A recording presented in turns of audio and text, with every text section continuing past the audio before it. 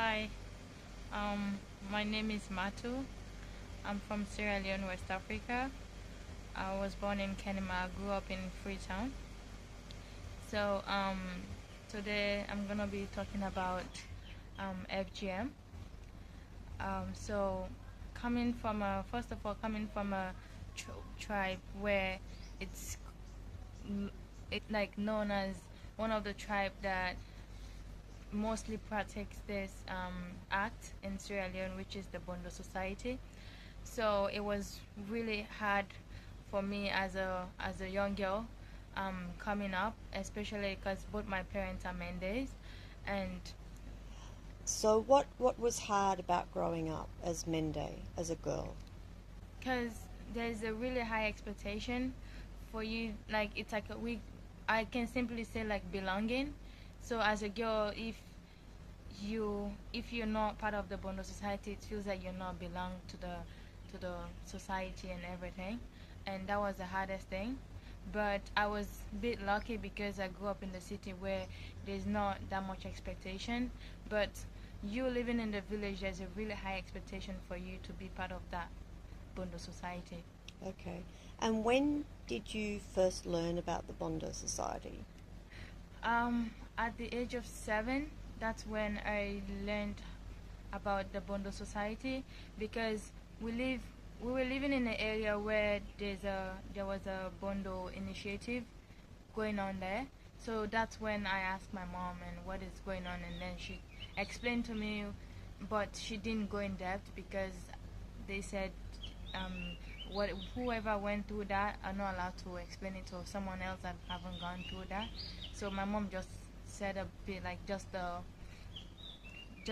a brief information about the Bondo, but not in depth. Okay. And so when did you really have a better understanding of what FGM was? So at the age of 13, I kind of really know about what the FGM is about because you go to school and you have a conversation about that, and there's a whole lot of hanging out with people in Sierra Leone, and I have a lot of experiences where elderly people, some people that were not happy about going through the Bondo Society when they were young, and now they're really mad about about their parents and why their parents did that to them. So I had a whole lot of experiences, a conversation with people. So that's when I really know about the Bondo Society, what it does and what they do there, and how, like, and then asking them like why people do it, and the reasons that they gave me was because it's easier to give birth, it's you become a real woman, and like it's that like you feel belonging in the society does.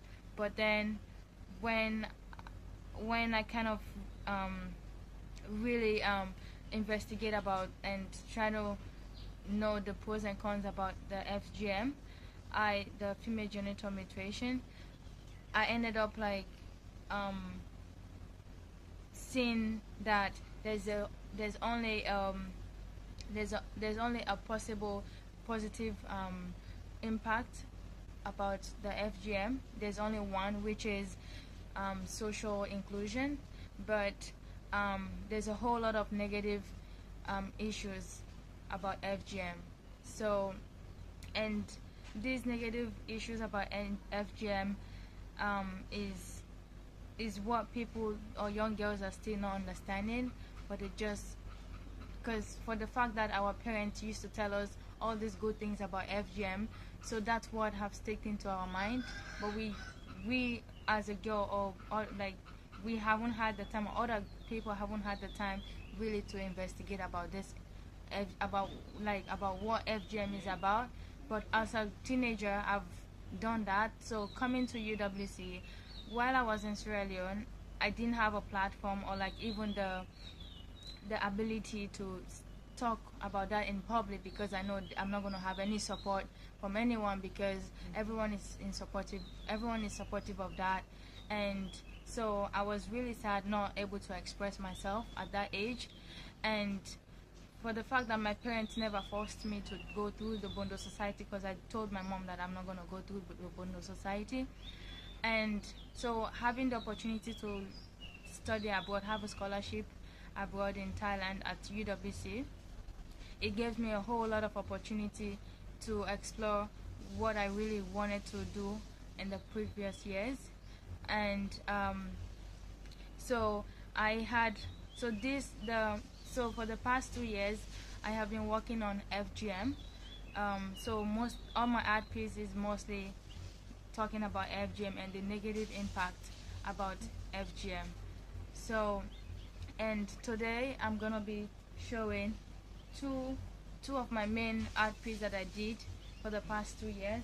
So here, this is the head.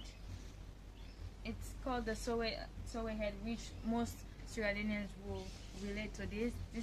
It's similar to the head that they normally use, where the eyes are closed and the mouth, and basically the reason why the eyes are closed is because they said as a woman, if you go to a Bondo society, whatever you see, you're not allowed to talk, you're not allowed to gossip, you're not allowed to, your business is your business, you're not allowed to poke your nose into any other person's business. So this is the marks that I made, and the reason behind this marks is that my own interpretation. But what I normally try to do as an artist is I try to make or produce something that can be open to a lot of interpretation. What my own interpretation might be different than what your own interpretation. So basically my own interpretation for this art piece is the reason, like, if one of the Sowe had to wear this head on, how... And the Sowe is... And the Sowe are the people that initiate the girls. That's how they're called. And so if they had to wear this head, and this head is made out of clay.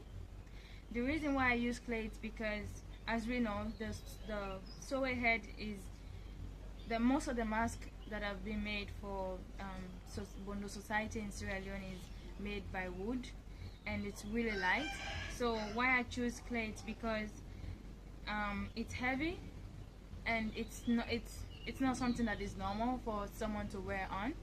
And so my interpretation is, if there were one of the Sowe wearing this mask, how would they feel? And probably they'll feel very uncomfortable wearing it, and it's heavy, and it's